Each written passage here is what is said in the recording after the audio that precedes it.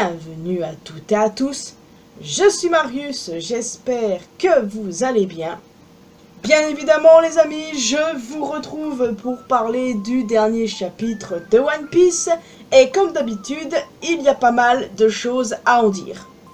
Il est vrai que j'ai probablement l'air fatigué, mais ne vous en faites pas, tout va très bien, ce n'est pas grave. Et puis de toute façon, ça ne va pas m'empêcher de parler du chapitre, et je n'ai omis aucun détail. Parce que c'est trop intéressant ce qui se passe en ce moment, comme toujours tu me diras. Et puis on se pose pas mal de questions pour la suite, pour être honnête. Et j'ai hâte de voir ça. Alors avant de parler du chapitre, un mot sur la première page, comme d'habitude. Requête de fans, classique, où l'on retrouve Jinbei en compagnie de plusieurs Remora fuselés géants qui se sont pris d'affection pour lui. En même temps, qui n'aime pas Jinbei? Pas mal de personnes.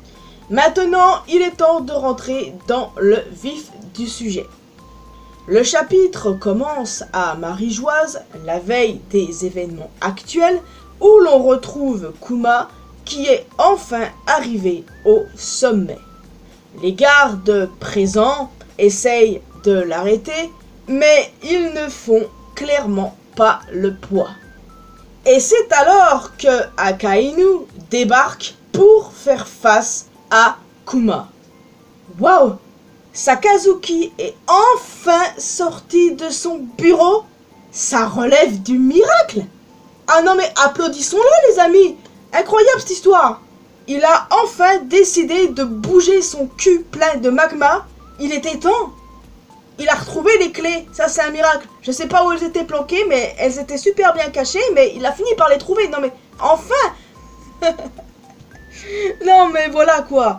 Le mec, il était H24 dans son bureau, et là, enfin, il décide de bouger. Après tout ce temps, il n'est pas mon perso préféré, autant vous dire que je le déteste, mais quand même, enfin sorti. Ah, il était temps. Enfin bon.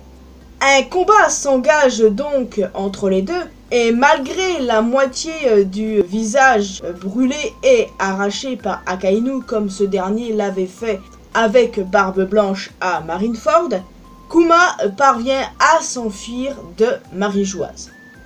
Mais non pas sans avoir perdu un pied au passage. Ouais, Sakazuki ne rigole pas, et je le déteste. Mais cela prouve bien que Kuma n'attaquait pas Marie-Joise, mais se rend bien quelque part. Forcément à Egghead. Il y a même des chances que c'est lui qui sauve la situation, en fonction de ce qui va se passer dans le prochain chapitre ou dans le suivant, enfin peu importe, vous voyez ce que je veux dire. Et de toute façon c'était évident que Kuma avait quelque chose de bien précis en tête, mais sûrement pas d'attaquer Marie-Joise. D'ailleurs, je pense qu'il paraît évident que Kuma va mourir. Je pense qu'on est tous plus ou moins d'accord avec ça. Ça va clairement arriver selon moi. Et je me pose la question, mais qui possédera son pouvoir ensuite? Bon, c'est un débat pour un autre jour, mais c'est une question qui ne demeure pas moins intéressante. Donc si vous avez des idées, n'hésitez pas à me le dire dans les commentaires. Nous retournons ensuite sur Egghead, où les pacifistas Mark continue de détruire les Sea Weapons. Le combat entre Luffy et Kizaru se poursuit, et malgré son Gear Force, Luffy se fait projeter contre le Frontier Dome en détruisant le Vega Force 1 au passage. Bonnet subit le même sort, et Franky n'a même pas le temps de réagir que Kizaru a déjà disparu. Sale chien va. Vegapunk, Atlas et Edison ont réussi à craquer le mot de passe de York. Eh ouais, sale chienne, tu croyais quoi? Mais ils n'ont même pas le temps de célébrer ça que Kizaru apparaît comme ça, tout d'un coup, devant Vegapunk. Toujours dans le but de le tuer, évidemment, hein. Merde! Sauf que, heureusement, Luffy l'arrête juste à temps sous sa forme Gear 5. Allez, vas-y, Luffy, écrase-le, c'est ça qu'on veut. Allez, vas-y, écrase-moi ça, là. Hey, c'est un chien du gouvernement, pas sa place ici. Et au passage, si quelqu'un pouvait aussi écraser Lucy et York, ça me ferait très plaisir. Enfin, quoi qu'il en soit, la fameuse scène où Luffy tient Kizaru, eh bien, c'est une autre référence claire à Tom et Jerry. Et je kiffe de ouf parce que Tom et Jerry, c'est quand même mon enfance. Oda s'est inspiré de ça pour le Gear 5 de Luffy. Et bon, maintenant, on va savoir ce qui va se passer avec Kizaru. Mais ça ne change rien au fait que la fin du chapitre nous montre le robot géant qui s'active soudainement après avoir entendu les tambours de la libération du Gear 5.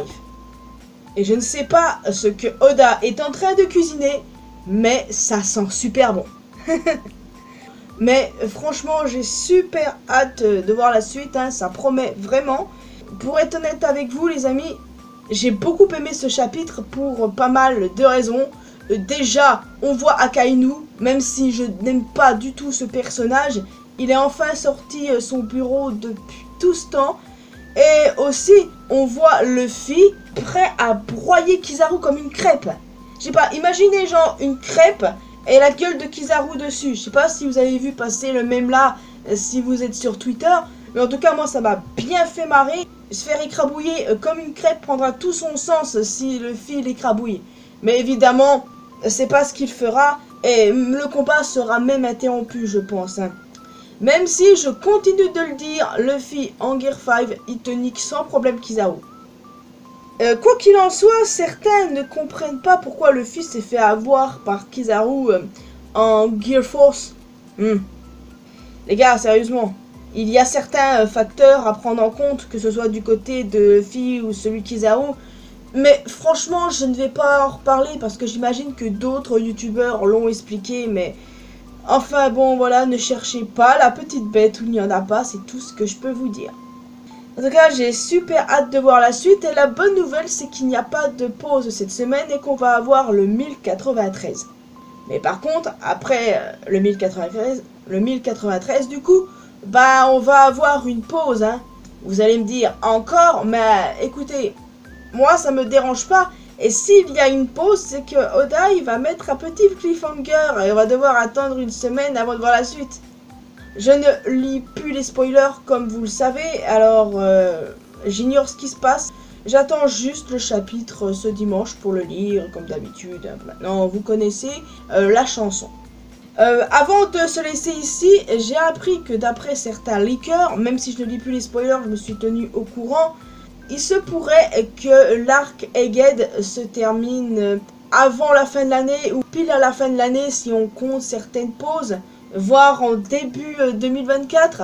Enfin bon, je ne fais pas trop confiance aux leakers, hein, mais bon, en admettant que c'est le cas, eh ben, on a encore pas mal de choses à voir. Ils se trompent peut-être, mais c'est clair que ça c'est un arc de transition, ça va pas durer.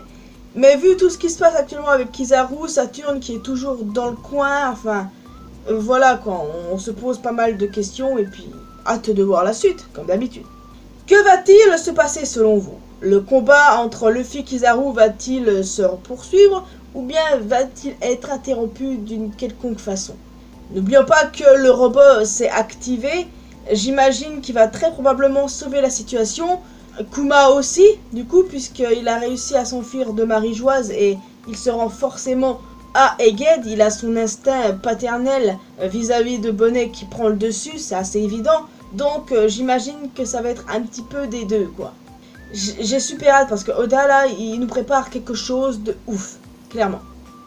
Bon, maintenant les amis, je vais vous laisser ici. J'espère que vous avez apprécié cette vidéo. N'hésitez pas à me donner vos retours et votre avis sur ce chapitre, ce que vous voyez pour la suite, notamment concernant le combat entre Luffy et Kizaru. N'hésitez pas aussi à me donner votre avis sur ce qui va se passer juste après, si Saturne va intervenir d'une quelconque façon, quand Kuma va arriver exactement, ce qui va se passer avec le grand robot. Enfin voilà, j'ai hâte de discuter de tout ça avec vous. En plus d'un commentaire, n'hésitez pas à laisser un petit pouce bleu, ça fait toujours plaisir.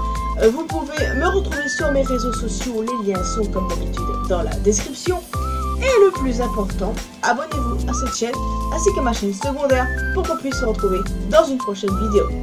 Et n'hésitez pas à activer les cloches notifications aussi. Bye bye!